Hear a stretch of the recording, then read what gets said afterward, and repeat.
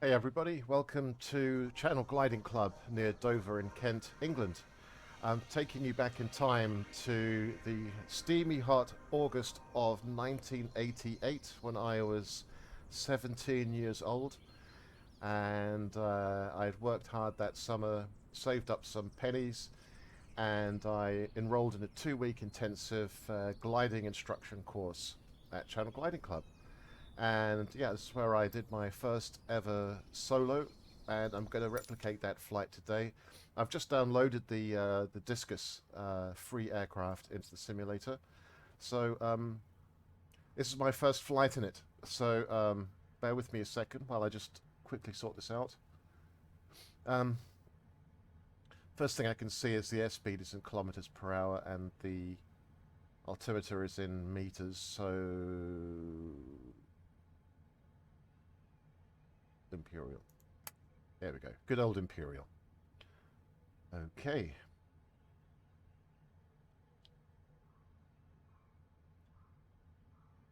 Okay, air brakes work. Oh, that's cool. Let's have a look on the wing. Let's see if they're...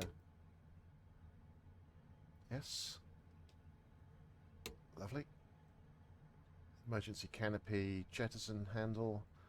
No flaps. I can see trim switch down there. Cable release. There's always the yellow handle in any glider, and that's the undercarriage, which we won't be using. And I click on that to launch. All right, checklists. CB Sift CB controls left up, right down, right up, left down, elevator up, elevator down, rudder left, rudder right, ballast set, straps secure, instruments checked, flaps not fitted, trim forward for launch, canopy locked and secured, and air brakes are in and locked. So signal the wing runner, who's been verifying the control surface inputs are in the correct sense, and take up slack once the cable is attached under the nose, which I assume it will be, and off we go.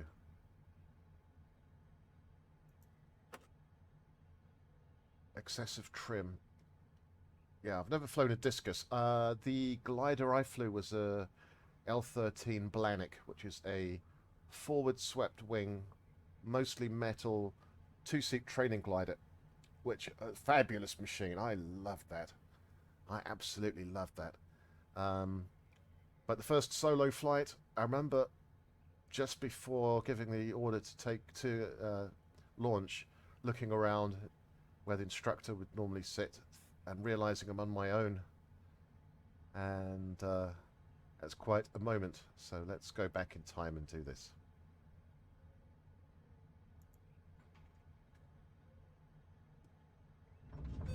2, 3, and back on the stick smartly. Keep the wings level. Keep the track steady. A bit of right rudder. 70 knots on the winch.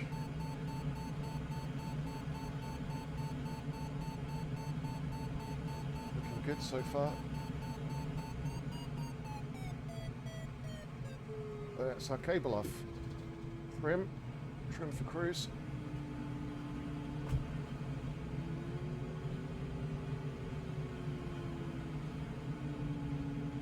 So you can see the wind is pretty much off the nose there, which is going to be good for the landing. So I remember doing a left turn. That's Dover Docks in front, Dover Castle now, and the World War II chain home radar station towers there. France in the far off distance. So I did a left turn here.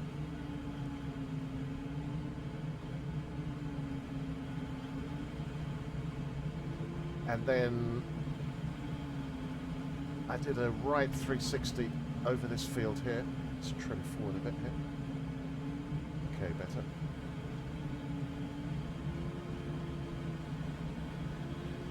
I remember the instructor when I landed. He politely reminded me not to go doing 360s on a first solo. He was a cool guy. Ron Armitage.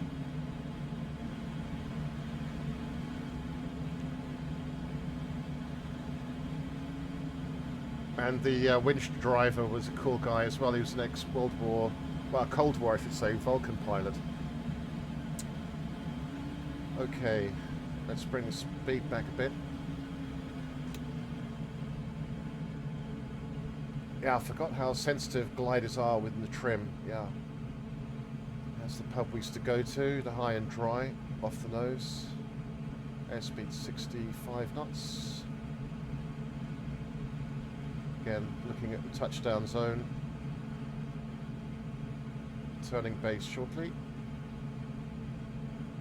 How's the trim? Bit more backwards trim. And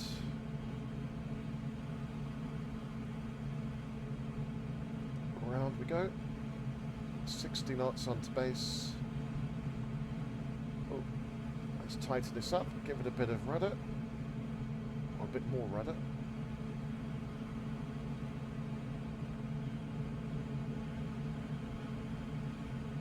Keep the air brakes out here. Looking for the touchdown zone, which is sort of to the right and further down than the launch point. Let's bring the speed brakes in for a second.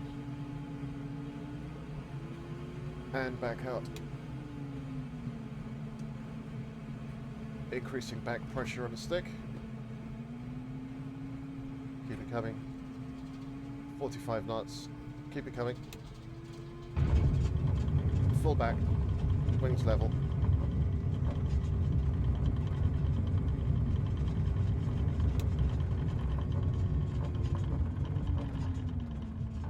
And we are down.